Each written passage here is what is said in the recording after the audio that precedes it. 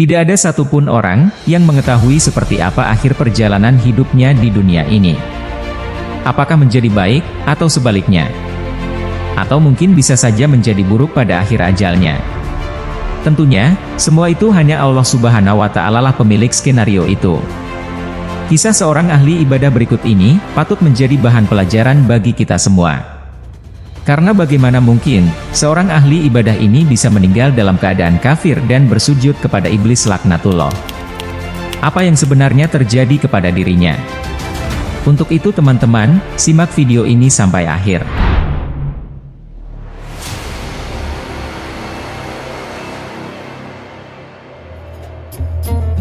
Assalamualaikum warahmatullahi wabarakatuh.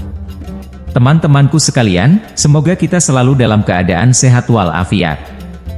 Syekh Taqiyuddin Al-Hanbali, dalam Masyaib Al-Insan min Maqaid Asy-Syaithon menukilkan perjalanan hidup Syekh Barshisha.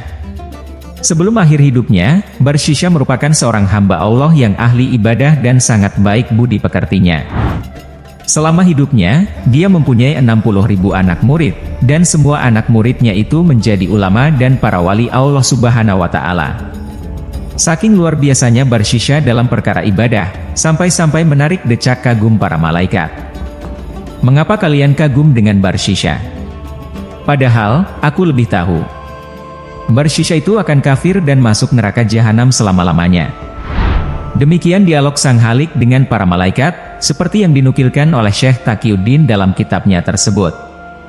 Kisah yang sama juga ditulis oleh sejumlah ulama, di antaranya Imam At-Tabari dalam tafsir surah Al-Hasyr ayat 16-17 dari riwayat Ibnu Mas'ud, Ibnu Katsir dalam kitab tafsirnya, dan Al-Bidayah wa An-Nihayah, Juz 2, serta Imam Al-Qurtubi.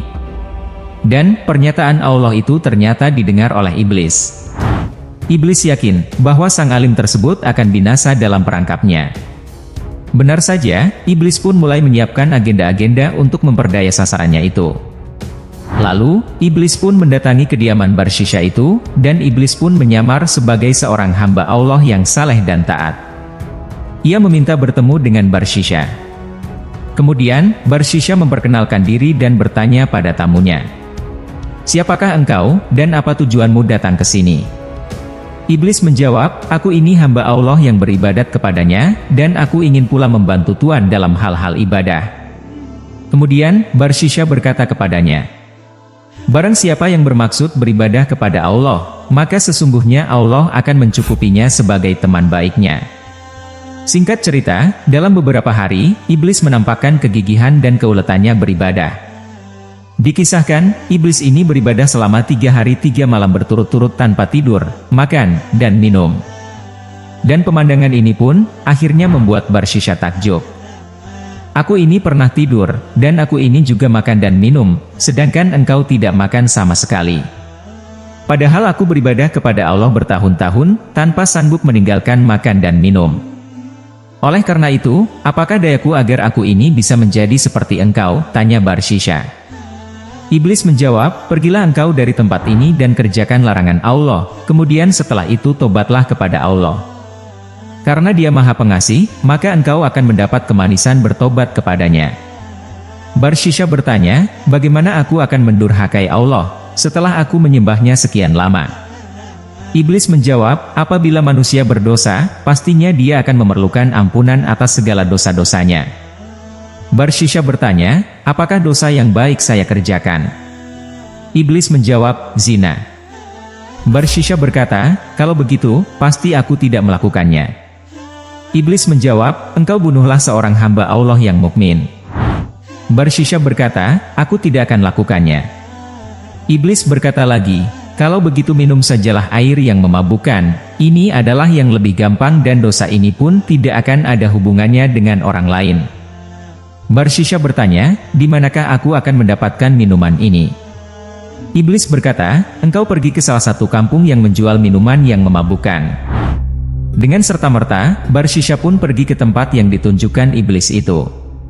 Setelah ke tempat itu, Barshisha pun menemui seorang wanita yang memiliki paras yang cantik, yang pekerjaannya menjual minuman keras.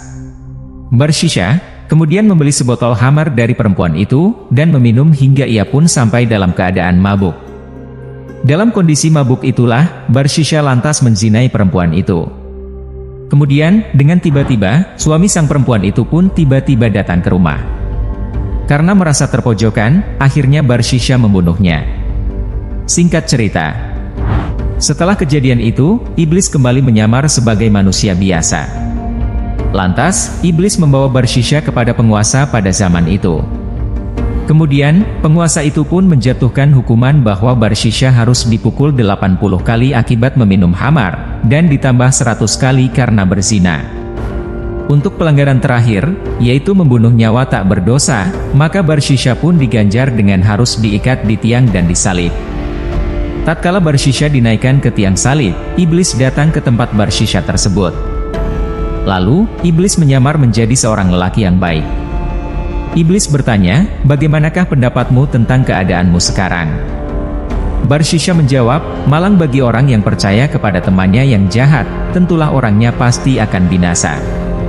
Iblis menjawab, aku telah beribadat bersamamu sekian tahun lamanya, akulah yang menyebabkan engkau disalib. Jika engkau menghendaki turun dari tiang salib, aku akan menurunkan engkau. Barsisha menjawab, itulah yang aku maksudkan. Turunkanlah aku. Aku akan berikan apa yang kau pinta dariku.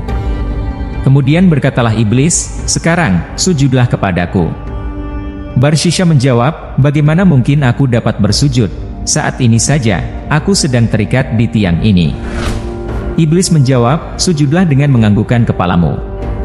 Maka, Barsisha pun mengisyaratkan kepalanya dengan maksud sujud kepada iblis. Dan, dengan sujudnya Barsisha itu, maka kafirlah Barsisha kepada Allah dan pada agamanya. Lantas, apakah iblis tetap menolong Barsisha? Tidak, ketika ia telah berhasil menyesatkannya, ia lepas tangan. Iblis berkata, aku melepas diri dari engkau, aku takut kepada Allah, Tuhan yang Maha Besar serta sekalian alam.